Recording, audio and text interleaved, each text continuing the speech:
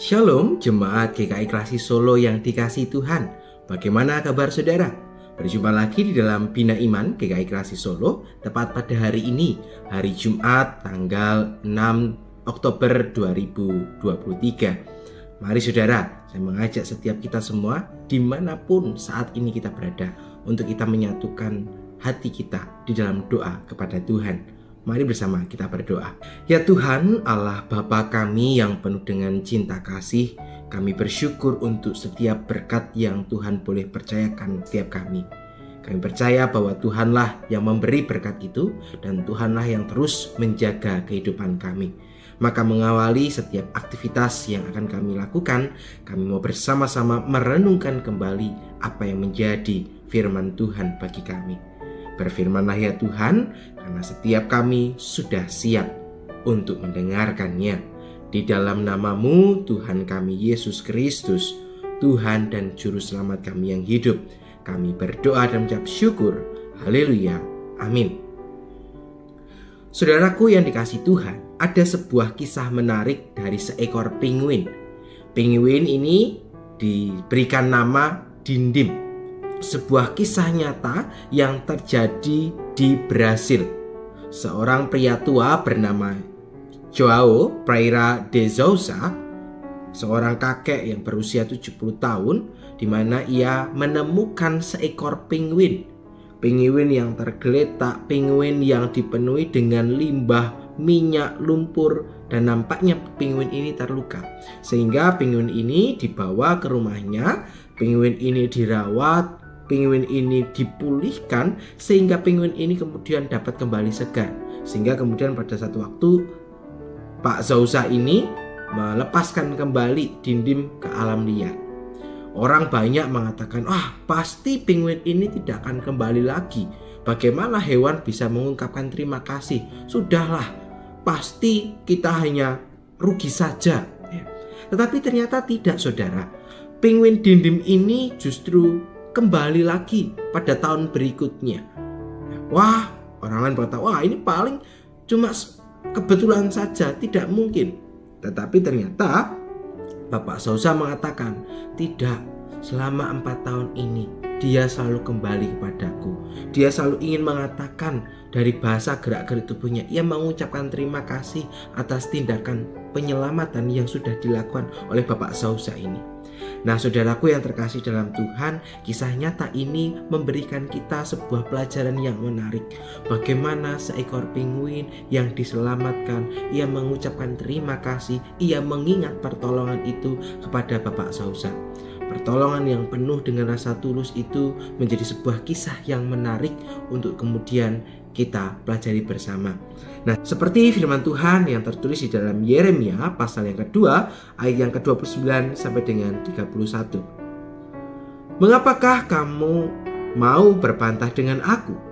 Kamu sekalian telah mendurhakakan kepadaku, demikianlah firman Tuhan.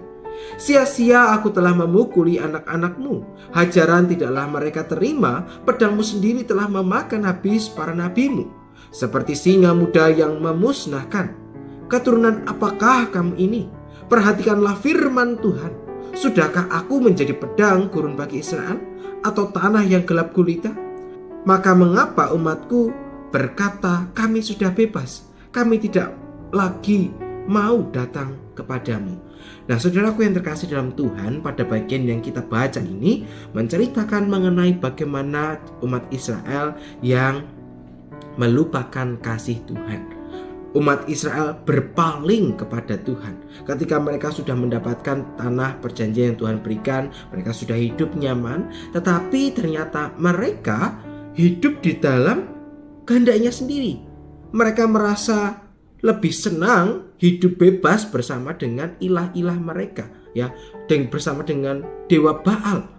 Sehingga mereka hidup bebas, hidup semaunya sendiri, sebab mereka tidak mau hidup di dalam Allah. Mereka tidak mau hidup di dalam peraturan-peraturan itu. Padahal hidup di dalam Allah itu selalu membawa mereka kepada keselamatan.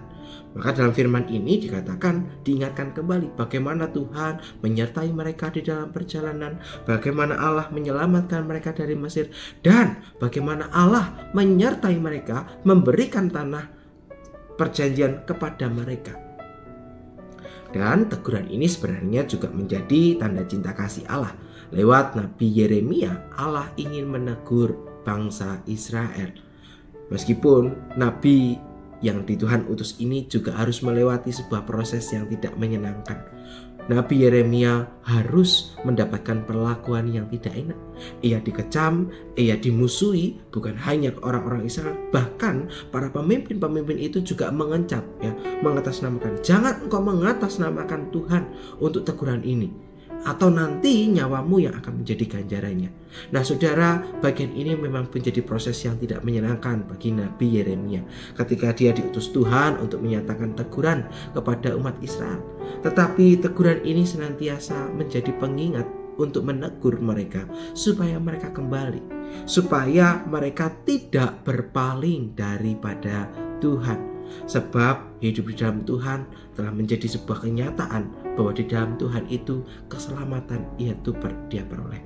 Tapi itulah manusia, ketika hidup di tengah kenyamanan, hidup di tengah kondisi yang sudah stabil, ia kemudian melupakan Tuhan, melupakan setiap karya, melupakan setiap kasih, sehingga ia kemudian dapat berlaku seenaknya sendiri. Itulah gambaran umat Israel. Nah, bagaimana dengan kita saudara? Sebagai umat-umat yang terus dikasihi Tuhan, di tengah gempuran-gempuran untuk hidup jauh dari Tuhan, apakah kita juga mau bertindak sama seperti umat Israel yang berpaling, melupakan Tuhan, hidup sesuai dengan kehendaknya sendiri? Atau justru kita mau semakin dekat, semakin hangat, semakin mau berada di dalam tangan Tuhan, mau untuk dibentuk, mau untuk menerima teguran, mau untuk menerima setiap proses yang Tuhan kehendaki? Maka pada hari ini Tuhan mengingatkan tentang sebuah kasih, di mana kita diingatkan untuk selalu kembali. Kita diajak untuk selalu mengingat kasih Tuhan yang selalu menyelamatkan kita. Biarlah firman hari ini boleh mengajak pada kita untuk tetap berpegang teguh di dalam iman bersama dengan Tuhan. Sebab di dalamnya akan ada keselamatan yang kita peroleh. Dan meskipun perjalanan itu tidak menyenangkan, tetapi keselamatan itu sungguh nyata di dalam Kristus. Mari bersama-sama kita akan menutup renungan ini di dalam doa kita. Mari kita berdoa. Ya Tuhan Allah yang penuh dengan cinta kasih, kami bersyukur ketika Tuhan boleh mengingatkan kami. Sebagai umat-Mu seringkali kami lalai, seringkali kami lebih tergoda untuk hidup sesuai dengan kehendak kami. Kami mau hidup bebas, kami mau hidup tanpa diatur oleh Tuhan. Tapi kiranya melalui firman-Mu hari ini, Tuhan boleh mengingatkan kami supaya kami tidak berpaling dari kasih Tuhan. Maka mampukanlah kami untuk membentuk hidup kami sesuai dengan kehendak Tuhan. Terima kasih untuk teguran yang indah ini Tuhan. Kami mau menyerahkan seluruh kehidupan kami hanya ke dalam tangan cinta kasih-Mu. Di dalam nama-Mu, Tuhan kami Yesus Kristus, Tuhan dan sumber kehidupan kami. Kami berdoa dan mengucap syukur. Haleluya. Amin. Saudaraku yang dikasihi Tuhan, demikianlah perenungan kita hari ini. Selamat melanjutkan aktivitas, selamat berkarya bersama dengan Tuhan. Kiranya Tuhan selalu menyertai kita semua.